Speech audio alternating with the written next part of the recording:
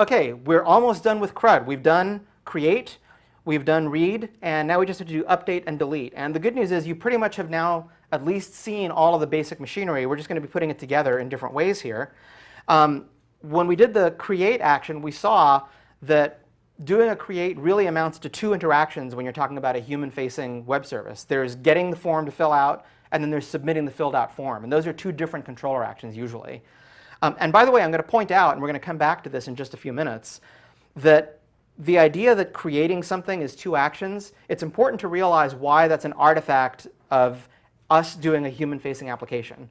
Right? If you're thinking of Rotten Potatoes as a remote service that manages movie information and reviews, then you would think logically creating a new movie listing is one action, right? It's here's some data to create a new movie, just create it and let me know if it succeeded.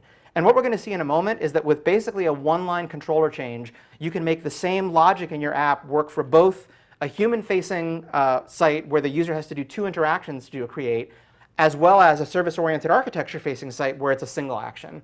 And you can basically repurpose your code to do that really trivially. Having said all that, the edit update action is exactly analogous, that if I want to edit information about an existing movie, I got to do two things. I first have to get the existing information in front of me, usually in a form that already has the values pre-filled, and then I have to be able to submit the form with the modified information. So we're going to use the same technique in that the first action retrieves the form, the second action submits the form, and just as with create, at the end of our update action, we'll use a redirect, in this case back to the action that shows the movie details, rather than just having a view that says update successful and nowhere to go from there. Now what's different about this case is that when you're creating a new movie, the initial form should be blank, but if you're editing an existing one, it makes more sense for the existing values to already be filled in. So how would we do that? So the edit update pair is really similar to what we've seen before. The difference is in the action, the edit action, which is going to serve the form, is first going to grab the movie ID of which existing movie is being edited, and it's going to use that to populate this add movie variable so that when we first display the form, the existing information is going to essentially be pre-populated. And then the update action looks a lot like the create action, right? We're just going to grab the ID of the movie to be updated. This is a difference because before we were creating a brand new one. And we're going to call update attributes, which you've seen. We're going to pass that hash of values that the user filled out in the form, and a flash message and a redirect. So all of the same machinery, really, that applies to what we just did for the create action. The other difference is that where we were using a post to do the creation of a new movie, we're using a put to do the update of an existing movie. So first of all, why is that? And second, how could we even do that given that web browsers generally only support get and post, but not put? So what's going on there? Well, one reason here is that, again, Rails really is trying to say, think about building a RESTful app first, and then secondarily think about how you would make a human-facing interface for it. But during your design process, you really ought to be thinking in terms of RESTful actions. One way to distinguish different kinds of RESTful actions is a post versus a put.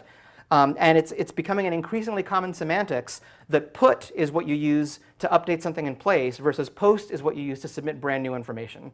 It's sort of an emerging consensus. So it's no problem to have different RESTful routes whose only distinction is which verb they use, whether they use put or post. Now what about this second problem where web browsers can only generate either get or post actions, they can't generate puts? How do we do that? Well, happily, as it turns out, anticipating this very question, what happens in the Rails world if we actually specify method put, which is what we're going to have to do with this form, right? We're saying we want to trigger the RESTful action that updates in place existing information.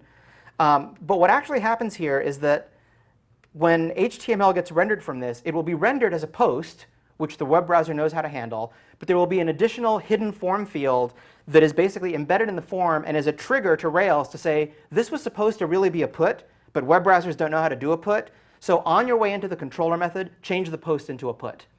It's kind of interesting. So the effect of all this is that in your controller action, you can ask which HTTP method was used to submit this form, and the answer is it was put, even though it really started out back in the web browser as a post. Again, why would you want to design Rails to support this behavior? It's because you're really designing a RESTful service interface, and you'd like the controller method to say, OK, I got a put and I got this verb. I know what that means. It means update. The only thing I really need to know is the result going to be visible to a human, or is the result going to another programmatic service? But I want the semantics of put to be the same, whichever one of those two it is.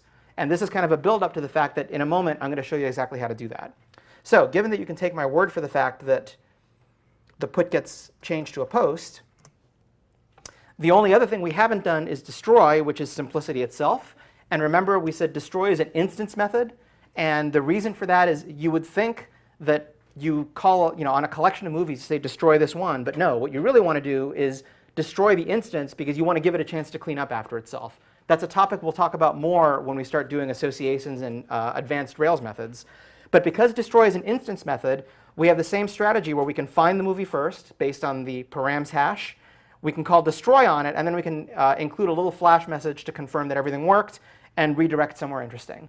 Right? So redirect is kind of this general mechanism for saying, I did what you wanted me to do, and rather than just show you a boring page that states that fact, I'll save you a step and take you back someplace potentially more interesting.